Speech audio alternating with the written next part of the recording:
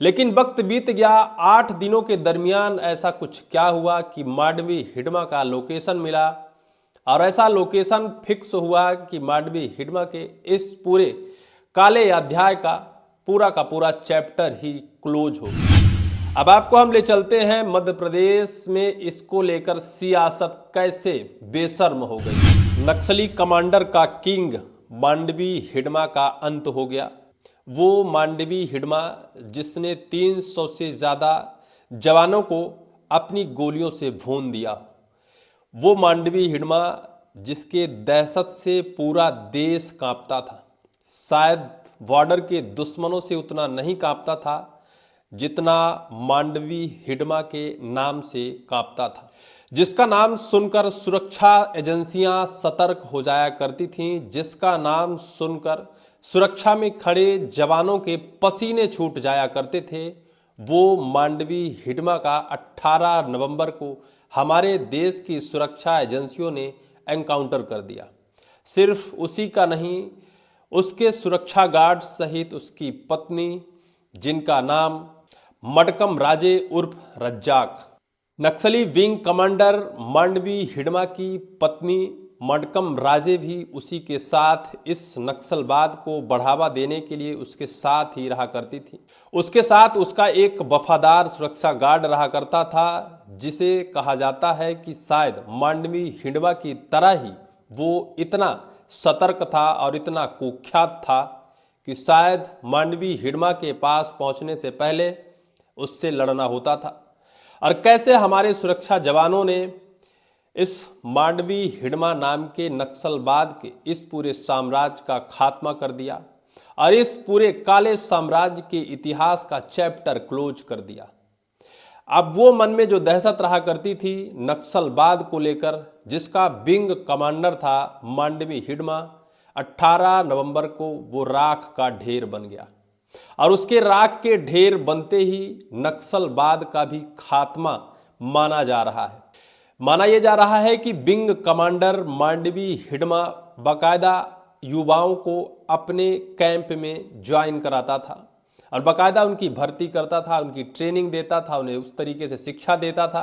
रहन सहन, खान पियन और आतंकी हमले की साजिश के पूरे पाठ पढ़ाया करता था। और जब तक वो था तब तक कई सारे युवा उस संगठन में जाकर उसके साथ मिलकर और इस पूरे नक्सली साम्राज्य को बढ़ाने का काम किया। लेकिन सबसे बड़ी दिलचस्प बात यह रही कि मांडवी हिडमा अपने परिवार के किसी सदस्य को इस नक्सली साम्राज्य में शामिल नहीं करता था। उनके साले का भी एक बयान निकल कर आया है।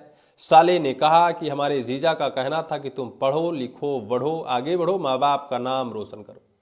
लेकिन मांडवी हिडमा ने कैसे उसी गांव में, जिस गांव का मांडवी हिडमा था, वहां के गरीब मजबूर असहाय के बच्चों को उठाता था, उनको बाकायदा नक्सलाइट की पूरी ट्रेनिंग देता था, हमले की साजिश सिखाता था और हमले की पूरे के पूरे पाठ पढ़ाता था। लेकिन मांडवी हिडमा की पूरे इतिहास की कहानी क्या है?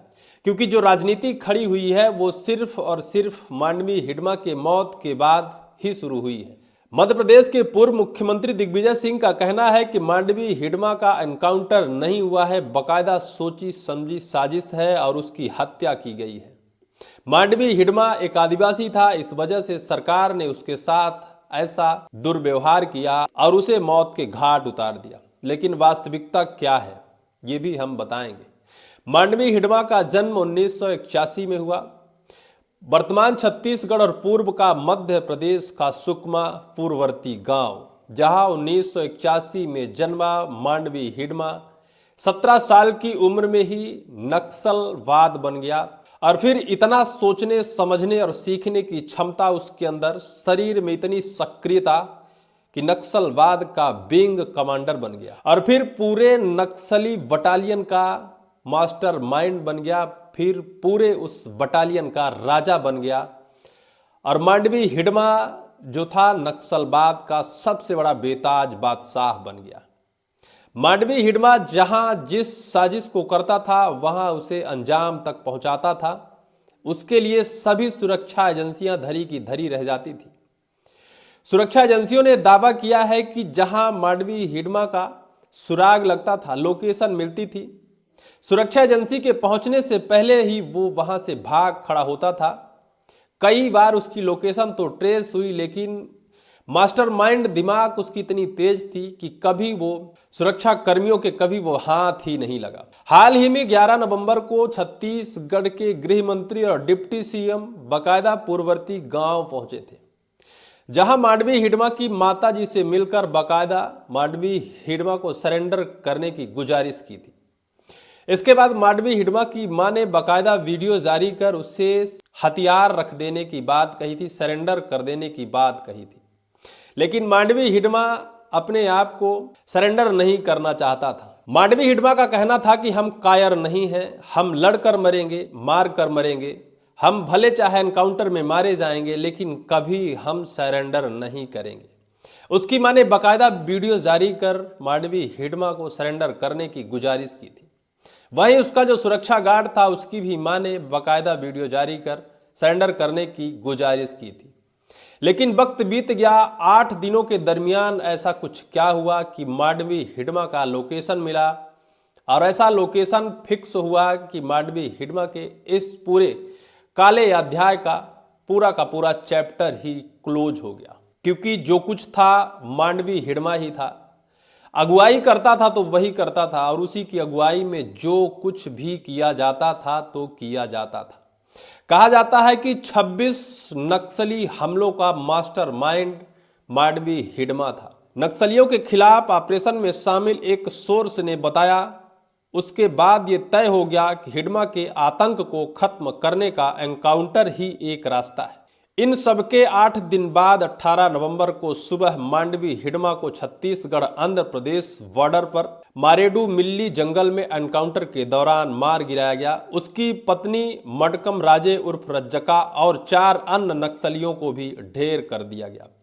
हिडमा पिछले 2 दशक से हुए 26 से ज्यादा बड़े नक्सली हमले का मास्टरमाइंड रहा। इसमें 2010 का दंतेवाड़ा हमला भी शामिल है, जिसमें 76 सीआरपीएफ जवान शहीद हुए थे। इसके अलावा 2013 में झीरम घाटी हमला और 2021 सुकमा बीजापुर हमले में भी हिडमा की ही भूमिका रही है। 300 से ज्यादा शहीद जवान हुए हैं तो मांडवी हिडमा के ही कारण हुए हैं, जिसका प्रमुख कारण मांडवी हिडमा ही था, जो कुख्यात नक्सली था, जो पूरे नक्सलवाद का विंग कमांडर था। नक्सली संगठन का विंग कमांडर मांडवी हिडमा के ऊपर छत्तीसगढ़ सरकार ने 1 करोड़ रुपए का इनाम घोषित किया था। जो कोई मारेगा 1 करोड़ रुपए उसे इनाम दिया जाएगा। 1996 और 97 में माओवादी संगठन से जुड़ा, तब उम्र सिर्फ 18 साल की थी। जवानों पर हमले की योजना बनाने में माहिर था। सबसे बड़ी खासियत इसके अंदर थी, 26 से ज्यादा बड़े नक्सली हमले का मास्टरमाइंड रहा। 2007 में बस्तर में उरपल मेट्टा में सीआरपीएफ के 24 जवानों की हत्या, 2010 में सुकमा के तड़मेटला में सीआरपीएफ के 76 जवानों की हत्या, 2013 में झिरमी घाटी हमले में कांग्रेस की टॉप लीडरशिप समेत 32 लोगों की हत्या, 2017 सुकमा में सीआरपीएफ के 12 जवानों की हत्या का मास्टरमाइंड अगर कोई था तो मांडवी हिडमा ही था। अब आपको हम ले चलते हैं मध्य प्रदेश में इसको लेकर सियासत कैसे बेशर्म हो गई है। बेशर्म कहने की वजह सिर्फ ये है कि आज हमारे देश से उस कुख्यात नक्सली का अंत हुआ है जिसके नाम सैकड़ों ऐसे वीर जवानों ने अपनी शहादत दी है। लेकिन जो मांडवी हिडमा हमारे देश के जवानों के खून की होलियां बहाया करता था, उसको लेकर आज हमारे देश की राजनीति कितनी गंदी हो गई है, इसे हम आपको थोड़ा सा बताएंगे, चूंकि वक्त बहुत ज्यादा हो गया। दिग्विजय सिंह बोले, मैं हिंसा के खिलाफ हूं, पर असली मुद्दा कुछ और है। दिग्विजय ने खुद को नक्सली हिंसा का विरोध बताते हुए सोशल मीडिया पर लिखा, समझौते पर आत्मसमर्पण करना चाहिए, मैं इसके पक्ष में हूं। विषय कुछ और है, उन्हें सामाजिक आर्थिक रूप से मेन स्ट्रीम में लाया जाना चाहिए। आदिवासियों के सामाजिक और आर्थिक अधिकार छीने हैं। देश के सभी शेड्यूल एरिया, विशेषकर बस्तर संभाग आदिवासी क्षेत्र में भारत सरकार पेशा एक्ट कानून लागू करना चाहिए। बस्तर की एक्टिविस्ट सोनी सोढ़ी का दावा, यह एनकाउंटर नहीं हत्या थी। दिग्विजय ने जो वीडियो शेयर किया उसमें बस्तर की एक्टिविस्ट सोनी सोढ़ी कहती दिख रही हैं कि यह मुकाबला नहीं, सीधी हत्या थी। घटना और पुलिस की टाइमलाइन में तालमेल नहीं है। हिडमा समेत 6 लोगों को पकड़कर मारा गया, वो कोर्ट जाएंगे। मध्य प्रदेश के पूर्व मुख्यमंत्री दिग्विजय सिंह ने अपने एक्स हैंडल पर एक वीडियो शेयर करते हुए मांडवी हिडमा के इस एनकाउंटर को एनकाउंटर नहीं कहा है। उन्होंने कहा है कि सरकार द्वारा सोची समझी साजिश के तहत उनको पकड़कर बड़ी साजिश के तहत उनकी हत्या है। वहीं इसको लेकर सत्ता पक्ष भी मुखर हुआ है। विश्वास सारंग मध्य प्रदेश के कैबिनेट के मंत्री ने कहा है, दिग्विजय सिंह का बयान आपत्तिजनक है और देशद्रोह की श्रेणी में आता है। सिंह देशद्रोहियों को संरक्षण देना बंद करें। वहीं मध्य प्रदेश की राजधानी भोपाल के सांसद आलोक शर्मा ने भी इसको लेकर कड़ी आपत्ति जताई है। उन्होंने कहा है कि हमारे देश से नक्सलवाद का खात्मा हुआ है, विपक्ष उस पर भी राजनीति करता है। गंदी राजनीति है, बेशर्म राजनीति है, बेइज्जत राजनीति है, क्या क्या कह दिया जाए। लेकिन जो कुछ भी हुआ है, आज हमारे उन 300 से ज़्यादा शहादत को प्राप्त हुए जवानों की आत्मा को शांति जरूर मिली होगी, जिनके खात्मा का कारण मांडवी हिडमा था, जो आज राख के ढेर में समेट कर रह गया है। छत्तीसगढ़ के सुकमा जिले के नाम से लोग थर थर कांपा करते थे, वजह यही थी मांडवी हिडमा।